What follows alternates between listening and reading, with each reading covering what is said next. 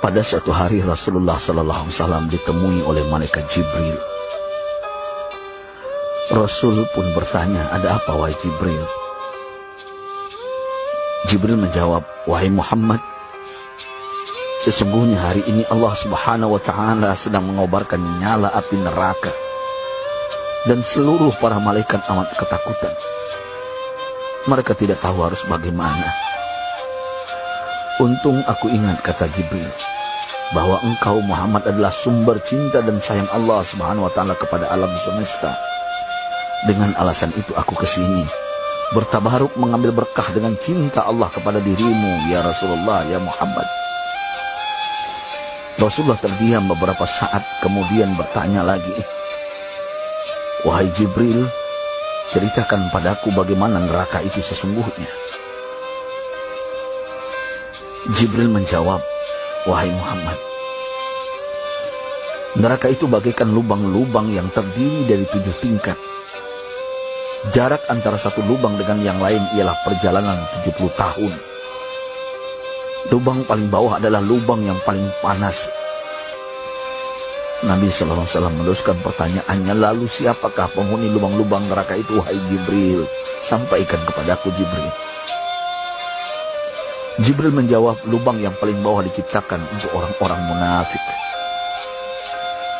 Lubang yang berikutnya untuk penyembah berhala, lalu untuk penyembah bintang dan matahari."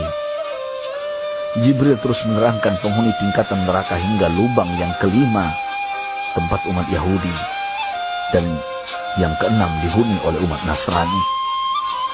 Setelah menjelaskan penghuni 6 tingkatan neraka, Jibril diam cukup lama. Rasulullah SAW penasaran dan bertanya kepada Jibril, "Wahai Jibril, siapakah penghuni neraka yang ke-7?" Jibril diam saja tidak menjawab. Rasulullah SAW mengulangi pertanyaannya, tapi Jibril tetap diam. Rasulullah tambah penasaran dan mendesak Jibril agar dijawab pertanyaannya. Akhirnya Jibril pun berkata, "Umatmu, wahai Muhammad, mereka itu para pelaku dosa besar di kalangan umatmu, yang dimana sampai mereka mati belum sempat bertaubat." Mendengar jawaban Jibril, Rasulullah langsung jatuh pingsan.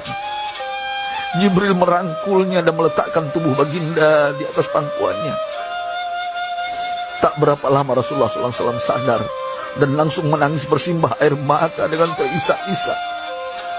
Rasulullah mempertegas pertanyaannya, "Wahai Jibril, apakah benar ada di antara umatku yang masuk neraka?"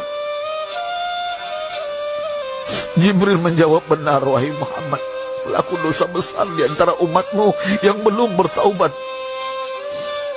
Setelah itu Rasulullah menghadap kiblat dan sujud kepada Allah dalam isak tangisnya. Sesekali dengan suara pelan beliau membisikkan kata-kata, "Ummati ya Rabb, ummati, ummati, ummati." Beliau SAW tidak mengangkat kepalanya dalam keadaan seperti itu selama 3 hari 3 malam, kecuali setiap Bilal bin Rabah mengumandangkan azan, barulah beliau bangkit untuk menjadi imam, dan setelah itu kembali sujud lagi. Pada hari ketiga Abu Bakar menyadari hal ini, beliau mengetuk pintu Rasulullah dan mengucapkan salam 3 kali, namun tidak terdengar jawaban. Abu Bakar sedih dan berseru di hadapan pintu Nabi besar Muhammad SAW, "Apakah ada jalan untuk masuk ke rumahmu ya Rasulullah?" Tetap tidak ada jawaban. Di jalan Abu Bakar bertemu sahabat Umar. "Mengapa engkau menangis, wahai Abu Bakar?" kata Umar. Abu Bakar menceritakan keadaan Rasulullah SAW. Maka Umar pun melangkah menuju rumah Rasulullah dan terjadilah hal yang sama. Umar pun pulang dan menangis. Di jalan Umar bertemu sahabat Salman Al-Farisi. Dengan terisak Umar bercerita kepada Salman hingga membuat dia amat sedih, namun tidak berani mengulangi hal yang sama. Salman melangkah menuju rumah Fatimah radhiyallahu anha dan menceritakan hal itu. Setengah berlari Fatimah menuju rumah ayah tercinta dan mengetuk pintu sambil mengucapkan salam. Mendengar suara lembut putri tercinta, sejuklah dada Rasulullah. Beliau bangkit dari sujud dan membuka pintu. Alangkah terkejutnya Fatimah melihat Rasulullah, ayah tercinta, amat kurus dan pucat. Fatimah memeluknya lalu menangis. Wahai ayah, apa yang terjadi? Mengapa engkau amat sedih seperti ini? Rasulullah kembali menangis dan berkata dengan suara lirih, wahai Fatimah, belahan jiwaku, bagaimana mungkin aku tidak sedih sedangkan Jibril mengatakan akan ada kelak umatku yang akan masuk neraka. Subhanallah, betapa besar cinta Rasulullah kepada kita umatnya. Sahabatku,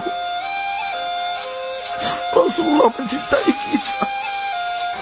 Antaman ma'aman ahbabta, engkau akan berkumpul dengan orang yang kau cintai. Mari kita mencintai baginda Nabi besar Muhammad SAW yang mencintai kita umat yang tidak rela kita masuk neraka. Mari kita mencintai beliau dengan berselawat. Sahabatku, sampaikan, Rasul mengajarkan kepada kita, mandalla ala khairin falau mislu ajri fa'ilin. Siapa yang menunjukkan kepada kebaikan, maka dia akan mendapatkan pahala seperti orang yang mengerjakannya.